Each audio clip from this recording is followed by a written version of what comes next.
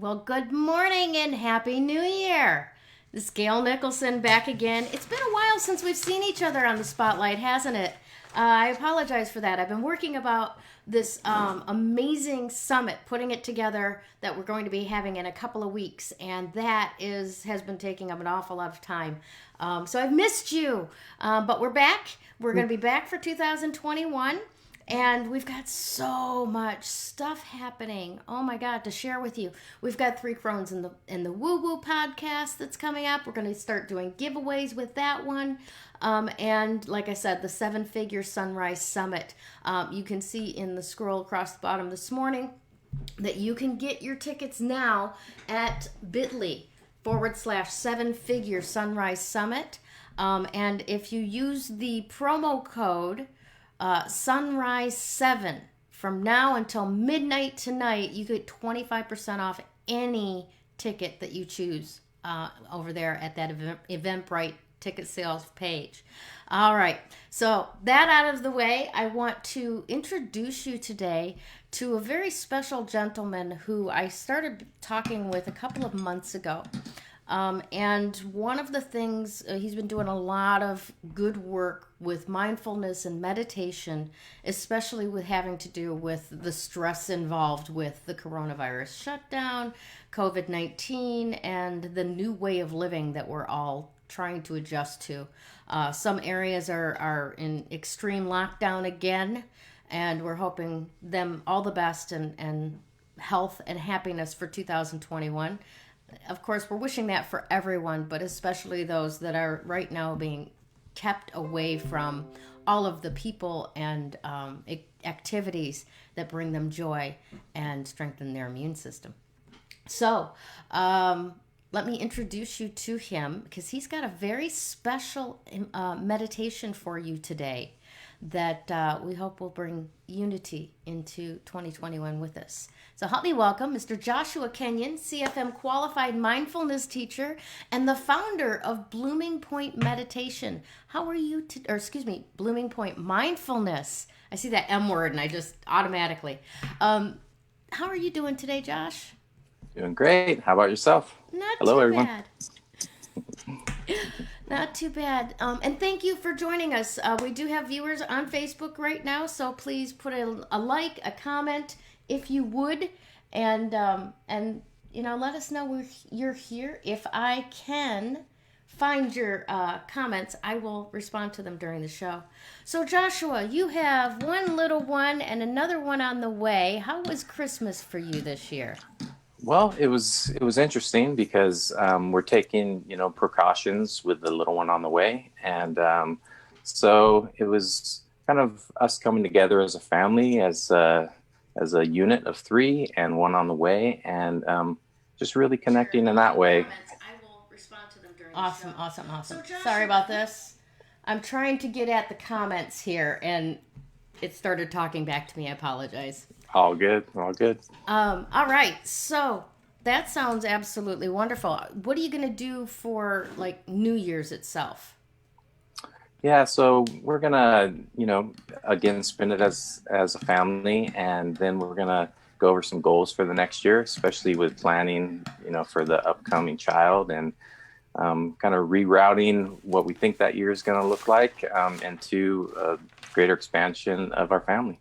Nice. Who was it? I think it was John Lennon that said, go ahead and make plans, God laughs, or something along those lines. We have our best intentions, but yeah, you got to kind of stay flexible, don't we? Absolutely. I think that, having a child has taught me a lot more about mindfulness than any of the courses that I ever took, or a lot of the groups that I ever taught. Having my own child and having to learn how to be a parent and patience and that type of stuff, especially as somebody who likes to complete tasks when he's doing them, to be able to stop and put that task down for maybe a few hours or a few days has definitely been difficult. But yeah, it's whatever arises is the work. So we get to learn with what the world brings us. Exactly. Of course, I'm chuckling with familiarity as a mom. I know what it takes to try and maintain mindfulness while you have portions of your mind watching little beings doing whatever it is that they're doing at the same time you're trying to do your stuff. Sometimes you do have to put stuff away and not get back to it for a few days. So that definitely takes some self-discipline. Now, let me ask you, what actually got you into teaching meditation in the beginning? What excited you about it that made you want to do it as your lifestyle? Right. So, I think the simple answer is suffering. I went through my own suffering, my own dark night of the soul, had a spiritual emergency that I resisted, and it got worse and worse and worse. And the energy and the anxiety that was in me, I ran from it, and went through, all the things that you shouldn't do when you're trying to get well. And so, went into chemical dependency, drugs and alcohol, all those types of things to try to calm this anxiety and the stress and the suffering. And it worked for a little bit, and then it didn't work at all. And then it got very, very bad. And so eventually I had to take a look at that, and it was more of a bottom than anything that made me take a look at it. I wasn't smart enough or strong enough to do it, out of my own volition and will. And so one of the times I was in a hospital, a doctor just in passing mentioned a book on mindfulness, and that changed my whole life. He mentioned a book called Full Catastrophe Living by Jon Kabat-Zinn, and so I read the book, watched some videos by Kabat-Zinn, and decided to take a 8-week mindfulness course with the intention of stopping taking anxiety medications by the end of it. And within three weeks of taking that 8-week course, I was off medication. It wasn't easy. I still had panic attacks, almost daily. Still had high anxiety, but I just learned resilience. I built resilience and learned how to be with it instead of run away from it. And because it changed my life so much, just kind of how the universe works, I was given the opportunity to teach others in addiction treatment. And so I started teaching people kind of informally at first, and it was having a positive effects. And the people who were running that company at the time saw that it was helping the clients that were there. And so they gave me an opportunity to do that more and more on a more formal basis. And so at that time I went to, I did the training to become a certified Center for Mindfulness, qualified mindfulness teacher. And then also did school for drug and alcohol counseling, so I could meet the clients where they're at and really serve them. And so over a 4-year period of time working in addiction treatment, during that time I did a lot of other stuff in addiction treatment. I actually became the executive director of the company for a little while as well, overseeing 3 different facilities. And I taught mindfulness in 5 or 6 different facilities over that time as well, groups. And really just kind of had to throw the MBSR program a little bit out the window in those facilities, just because when I tried using it, it wasn't meeting the clients exactly where they're at. And so I had to kind of tailor it, use the basic principles and the foundations, but had to kind of tailor it more and more so it was client-centered. And by doing that, I really distilled down this process to things that could help people with high anxiety and panic attack almost immediately. And so the majority of the people have positive success with it. Some people, it's not for them, though. It's, there's not a one-size-fits-all for everybody. And I definitely encourage people with severe trauma and stuff to have some other modalities involved if they're going to, use the methods that I present. That's awesome. Now, take me back just a second. You said an acronym, MS something B, guidelines that you kind of rewrote or modified. Right. So MBSR, it's a mindfulness-based stress reduction. That's kind of Jon Kabat-Zinn is actually more or less the founder and creator of that modality. And it's an 8-week program that has a very specific curriculum. And the reason that they have that specific curriculum is so they can scientifically study it and verify the data.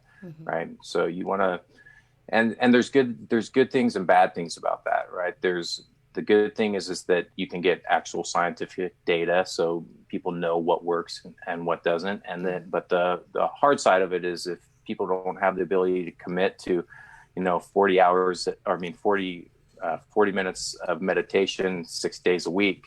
And, it's, if you can't commit to that, you can't really do that type of program. And so the facilities I was teaching at, it just wasn't possible to be able to use that whole entire curriculum. I gotcha. I gotcha. And just because you can't do it according to those guidelines doesn't mean that you can't do it in a way that helps, just that can't be scientifically tracked as reputably.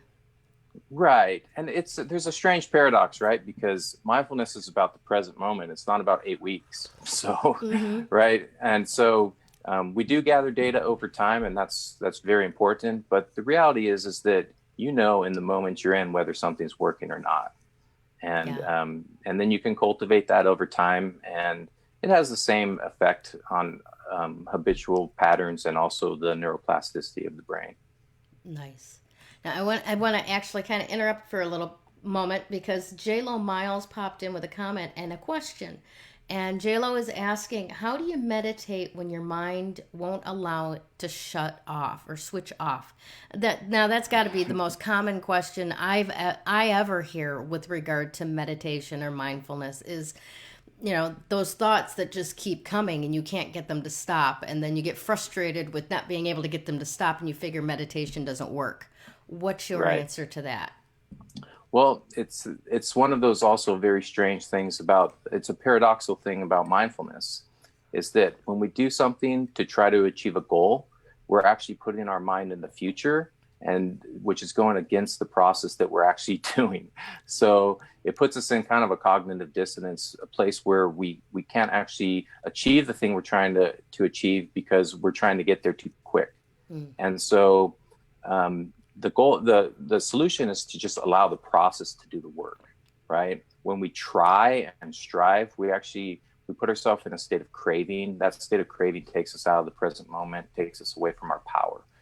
All of our power is in the present moment. So as soon as we leave it, we're going to suffer. We're going to have all those thoughts we can't control, all of those types of things. So the real goal of the Blooming Point method is to get us into the present moment as quick as possible so we can access our power. And the way in which we do it with the Blooming Point method is we do it in a way that it actually has a side effect of shutting down those negative thought spirals, just because there's not really enough room in there or space in there to keep those thoughts going. Gotcha. So to short form that, essentially, there is no stopping the thoughts. You just allow them until they taper off by themselves. Yeah, and so it's there's kind of two different categories, right? There's people who want to just be a meditator to meditate, and there's Mm-hmm. people who want to meditate to achieve like anxiety reduction. And so the approach has to be a little bit different for those two different cases. But you're absolutely right. Allowing the thoughts to be there is okay. We just observe them, allow them to be there. I think the most useful and the best metaphor that's kind of ever came up, and I think there's a few different people this is attributed to, is just that your awareness is the sky and your thoughts are the clouds. You are not the clouds. You are not the weather coming that. through. You are the sky, and it's just coming through. And so there's no need to attach to it. And if we hold on to that weather or try to like stop it or attach to it, it'll stay in place longer than it needs to be there. And we don't need that many rainy days. Right. I love the way you put that. I've actually never heard that before. I absolutely love it. And it makes Nice. a lot of sense. A lot of sense. You have a particular sense of genius around words. Like, for example, the name of your company. Blooming Point is such a beautiful image, and it really does seem to carry the energy of peaceful, mindfulness, meditation, calmness, and also a point of origin. So tell me, how did you come up with that name? Right. So it's actually a song that I wrote, and then it became the name. Just it was a gift. I say I wrote it, but if you're an artist or anything like that or a songwriter, you know that most of the time the good stuff just comes through us, and we can't really claim credit. Mm-hmm. But yeah, it was a song that I wrote, and it was really just a, sort of about the concepts of what Blooming Point mindfulness has become, but a little more on the suffering side of it. I would say the song definitely came from the dark night, and so yeah, it came from that, and I feel it's really fitting because if we fail to get present in our lives, we fail to access our powers, and when we fail to access our power, we can't bloom and grow. It's impossible for us, right? And so I like this idea of the present being this place from which our expanse and our creation of our lives develops from, and the fact that it's beautiful when that happens. And so it just, yeah, you're right. It just seems fitting. And it was just one of those things that was kind of a gift and the right thing at the right time. Nice, nice. Now, I want to first of all, I want to say thank you because you're going to share with us in a couple of minutes a fantastic meditation for unity. Um, and I'm very excited to get to that. But I also want to know what other things that you do, um, and can you share with us that our viewers might be interested in following up with you about? Sure. Yeah. So um, I have a free course that people can access. It's a course called Victory Over Anxiety and Stress. And that course really just highlights my signature method, which is called accessing the blooming point. And by accessing the blooming point, that just means here's a meditation that's going to get you into the present moment and in touch with your power. And as you do that meditation more and more, what you realize is that you actually are the present moment. Your awareness in the present moment is actually who you are. And so it's really that program is designed to help you overcome the negative momentum of stress and anxiety. And I say negative momentum because we can think of it as like, here's our neutral place and here's all the bad stuff that's happened to us or that we're suffering through. And most of the time we want to like go from this place of suffering to this place of like feeling awesome, right? Mm-hmm. The reality is you can't go from here to here. It's impossible. And we try to do it all the time. And we feel that, we give up or we just don't know how to do it. And the reality is you have to move from this negative momentum into the middle. And then once you're in the middle, then you can move to the positive. And the middle point is the blooming point. That's the present moment where your power is at. So the process is really about overcoming this negative momentum, getting over that negative momentum. And so that's in the free course that I offer. There's also some other tools in there to kind of just help affirm and ground positivity and the belief that we're all enough for whatever rises. We are enough for this moment. And so, yeah, and it's kind of what I wish I had when I was suffering. And so that's my gift to everyone. And then if that works for you, there's also another program that's called Mellow Made Easy, and that's the one that helps you go from here to over here, Nice. to gain the positive momentum. And so, yeah, those are the things that I've created. They're more or less the distillment of my 4 years in teaching groups in addiction treatment and what works and what helps people the best. Very nice, very nice. And for all of our audience, that the link to get that free course is in the description on this video. So by all means, take advantage of it. Check it out and see what Josh has to offer. We have a couple more questions actually. JLo came up with a follow up saying, "But my feelings are like waves in an ocean that I struggle to swim in." And I'm going to give you an opportunity to answer that, but my off the cuff answer is float. Just float. Nice, nice. And what would That's you say, beautiful. Joshua? So yeah, we're emotional beings. That's what we're triggered and we respond and we react that way. And so the the main point of mindfulness in that aspect is to really learn how to get present, so we're not stuck in those waves. And once you're present, then yeah, sure, you can float. The So there's different emotions that we actually want for our past, present, and future. And once we learn how to get in alignment with those emotions, then we can actually let go of the negative emotions. But the first step is always to get present, to always be with them, to allow them to be there. If we're resisting them or fighting them, they're just going to stay longer. Mm-hmm. You know, the definition I give of anxiety and stress is resistance to or unacceptance of the present moment, whatever that may entail. And there may be all kinds of things that you believe you're justified in resisting, but it's not those things that are causing it. It's your resistance to those things. And so emotion is the same way, right? We have to be able to be with them when we can, but you also have to trust your own, you know, we don't know the history of every person who comes in contact with our information. So it's very important that people trust their own natural wisdom. Mm-hmm. You know, if you have some trauma or something like that, then my advice might not be the best for you as well, just because I don't know how intense those emotions are and what you should really do with those. So my advice would be to really find out where the edges are.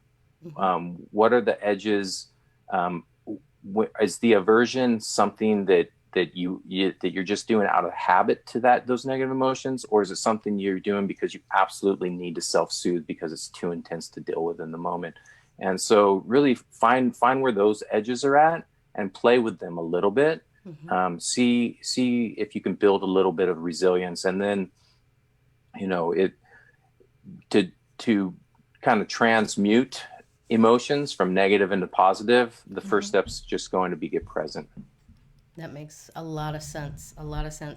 And as you were talking, I had heard Johnny Depp, Captain Jack Sparrow, paraphrased in my head. It's not the emotion that is the problem. It's your attitude about the emotion that is the problem. Right. Yeah. And Valerie Melody would like you to share the song with us. Do you have it recorded and somewhere on the web that you could slide a link into the comments? I actually don't. It's on an unreleased album that perhaps that album comes out this year. But let me see if I can figure out a way to do that. I'm not sure it's ready to. It's produced and all that good stuff, but I'm not sure I have the links correctly done or a way to do that. So gotcha. Well, I hope that you are able to find a way to get that up for us, because I would love to hear it as well, and I know Valerie would. All right, so tell us a little bit about this meditation that you're going to provide for us today. Right. So this is a meditation that I created for myself because I found myself getting caught up in all the political turmoil, mm-hmm. and started seeing how it was affecting me, saw how it was affecting family members, other people, just the people we know in our circles that we agree or disagree with, and how it kind of was taking us away from the unity we actually all had.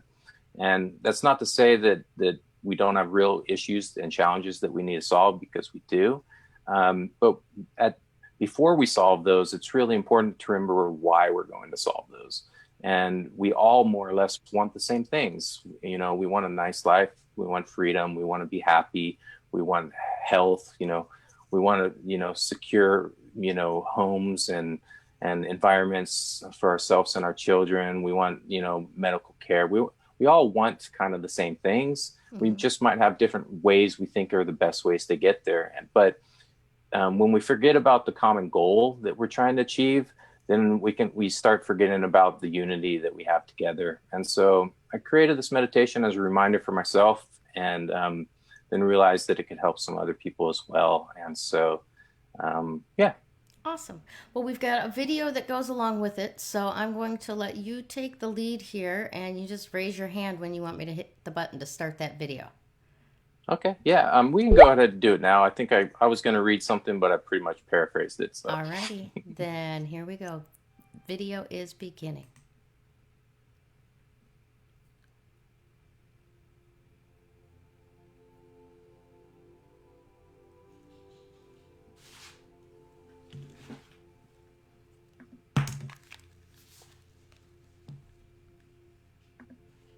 I accept that there are infinite possibilities. You have one. My job is to keep open my heart. I choose to focus on possibilities that unite rather than divide. My job is to keep open my heart. I will not allow others to use my emotions against me to create division. I speak and act compassionately towards those who are coming from a divided place. My job is to keep open my heart.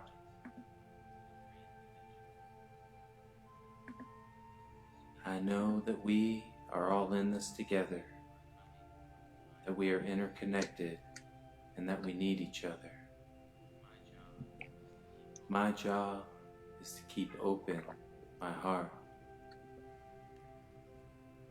As I choose to see others as my human family that I love.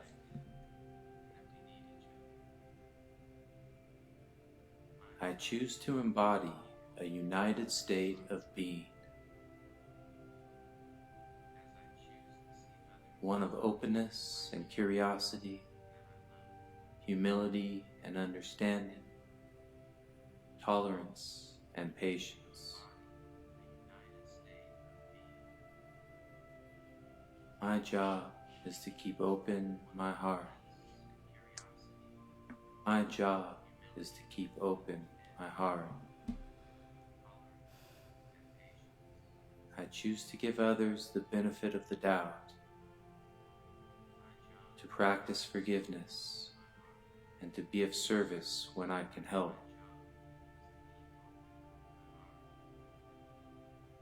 My job is to keep open my heart. I am grateful for all possibilities and for the opportunity of unity in this time and space. I choose to live today and each day, understanding that my job is to keep open my heart.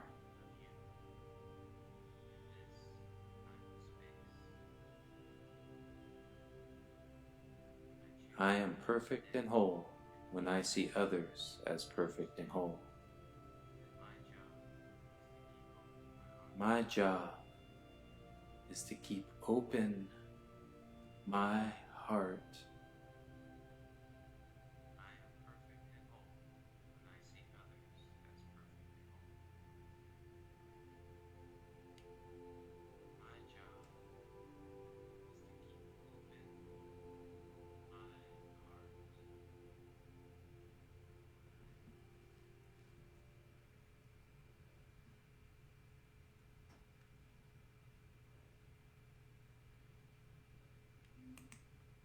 Joshua, that was absolutely beautiful. Thank you. Thank you so much for sharing that with us. Oh, let's hope that this actually helps. I mean, I know it will for the people who are actually watching. And for those of you who are watching, you can use the link in the description as well to go and get this, like save it to your own YouTube so you can watch it whenever you'd like. I think it would do well for me, at least for the next week, to be listening to this as I'm drinking my tea in the morning. Definitely, there's a lot that can pull us back into where we've stepped out of, still going on. So, when did you create this meditation? It must have been a couple months ago, maybe a month and a half ago, something like that. Um, Maybe longer. Yeah, it's with a toddler, time is a very strange thing, especially especially when there's not a lot of outdoor activity that social activity that can happen like it would normally happen without a pandemic. So Yeah. yeah, it's time's a strange thing right now. Hopefully we all get back to coming together and celebrating the lives that we have and enjoying the things that bring us together. From your mouth to God's ears. I concur. I accept. I expand everything that you just said. That's phenomenal. All right, so let's tick this off for the people that are still with us. They can go to bloomingpointmethod.com and Correct. sign up to receive information from you, correct? Right. So bloomingpointmethod.com, they can go there, join the mailing list, and they'll get access to my free course. Awesome. And then you can also go to the link in the description and get a copy of this wonderful meditation that you just shared with us as well. Is there anything else, any final words that you have for our audience before we send them on their way into a whole brand new year? Well, just keep going. This coming up year should be a lot easier than the last year, but we're gonna have some challenges there as well, and we can all learn from what arises for us. So I just like to always say, whatever arises is the work, and if we resist it, we'll have to learn it again later. So we might as well walk through it in awareness and kind of align ourselves to the vision that we want to have instead of resisting the vision we don't want to have. Beautiful. Thank you so much for spending some time with us today and your gifts to our audience. And thank you also for all the work that you have been doing over the last how many years with people recovering from drug addiction, alcohol addiction, and people who are just looking to be a more peaceful being in this world. Your touch has not gone unnoticed or unappreciated. And I know that I'm speaking for other people that I've never even met when I say that to you. Thank you, Gayle. I appreciate that. And thank you for having me. You've been a great host. Made it very easy for me to be here. And thank you for all the work that you're doing, highlighting people that are able to help change the world for the positive. Fantastic. All right. Happy New Year and have a great weekend. Thank you. You too.